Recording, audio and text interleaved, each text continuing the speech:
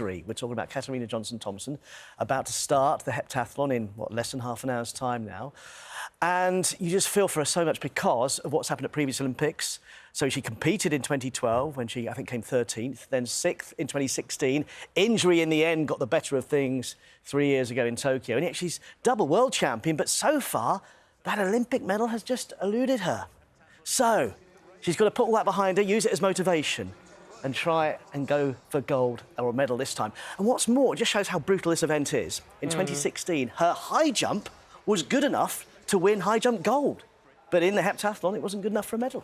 Just Incredible. shows how amazing And they in are. 2012, KGT was competing alongside a certain Jessica Ennis, now Dame Jessica Ennis-Hill, who can speak to us now from Paris, looking glorious there with the Eiffel Tower behind you. Hi there, Jess. Thanks so much for your time. Great to see you. Now, what on earth would you say to KJT this morning, just to try and put all the history behind her or use it as motivation to get over that barrier psychologically now and really grasp this chance to get a medal final in the Olympics?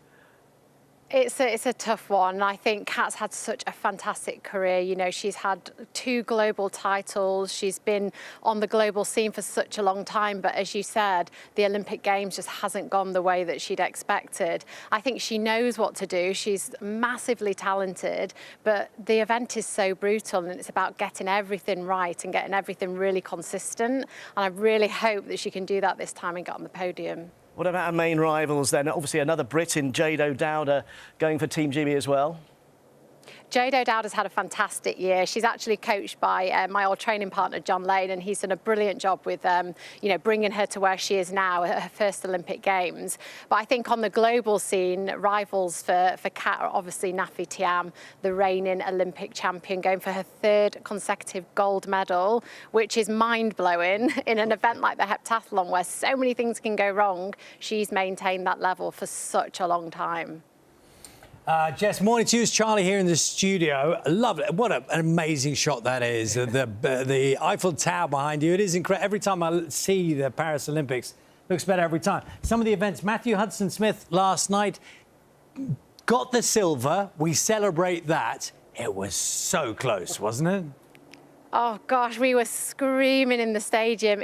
Firstly, the atmosphere there is electric, it's magnificent, but how close that got to at the end. He was just there, and Quincy Hall was so far back, or he seemed so far back, but he had that extra speed and that determination and will to get to the line first. And although it was devastating for Matt not to win the gold medal, I think what a fantastic performance. First silver medal at Olympic Games, a fantastic time, and yeah, he did himself proud. It was fantastic to watch. And what would you say about the games so far for Team GB? Pretty successful. They're on target, aren't they, for that medal tally that they were hoping for? It's been incredibly successful. The venues have been filled and every Team GB athlete has stepped out to a fantastic crowd and a sea of GB flags, which has been brilliant to see out here in Paris. And we're doing great. We're winning quite a few medals. We have a gold on the track already and hopefully more to come.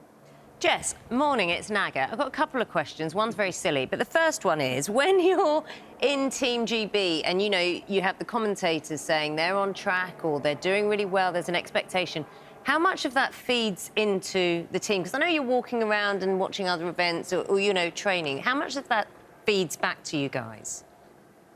I think it depends on each individual athlete. So for me personally, I wouldn't watch anything. I wouldn't be on any social media. I wouldn't allow myself to see any positive or negative things being said around my event because I felt that that would be a distraction. I think other athletes might take in little bits and be aware of what's been said. But it's a huge amount of pressure when the nation and the team are building you up, particularly for Keely. You know, everyone expected her to win gold, but she was so focused, so determined, and put all that pressure out of her mind, and she delivered on the day when it mattered the most, and that's really, really hard to do. And the good thing is she expected it too, so I suppose we weren't kind of stepping over the mark. Random question, since you were like, you know, you've done so many things on the track and in athletics, have you thought about which Olympic sport you would do? And it has to be one you've never tried before, that you would do and think, actually, I could be good at that. Oh, gosh, that's a tough question. Mine's fencing, if that gives you a clue. Mine's fencing. Fencing? Yeah, oh, I couldn't do fencing. Okay. I don't think I'd be very good at that. Can't be something you've tried. Well, I love tennis. I love Can't be watching that. tennis. I've not... Why? Because you played it. I've not played very well, though. Maybe beach volleyball? There you I go. don't know. Yeah. I don't know if I'd be very good at that. I can say, well, you can jump. She can jump. I can jump. I've That's got what I was going to say. Heptathletes, you're so good at so many different Exactly. skills, aren't you? That's the thing. You have to be so multi-talented in many areas. Yeah, I think tennis... Do them all. Do them all. Jess, can I ask you, you're the lucky ones who are there in Paris for the Olympics, and it's this great, amazing melting pot of people and places and languages and cultures, whatever. Do you speak French? No. My French is very bad. It's very bad, but I'm trying to pick up little bits as I go along. It's such a fantastic place to be, and everyone's been so welcoming, and you really just get a sense of the world coming together through sport, all the different nations celebrating together in such an amazing way when the world and back home, obviously, there's so much going on. Yeah, and Jess, when you're watching, as the rest of us watching from home, and we see you all composed, doing your thing, the bits we see of your TV stuff in between the races, I'm getting a notion of what it's like when the races are on. Do you go bonkers when the races are on? We do, because obviously Denise and Michael and myself, we've all been there, and you know what it feels like. You know the pressure. You still have that adrenaline, and it's such an emotional response when you see other GB athletes performing and doing so well, and you just feel so invested in them that it just grabs your emotions straight away. It's just fantastic to be trackside to witness them. Well, not long to go now. Jess, thanks so much indeed. What would be, by the way, very quickly, a good position for KJC to be in after the first day?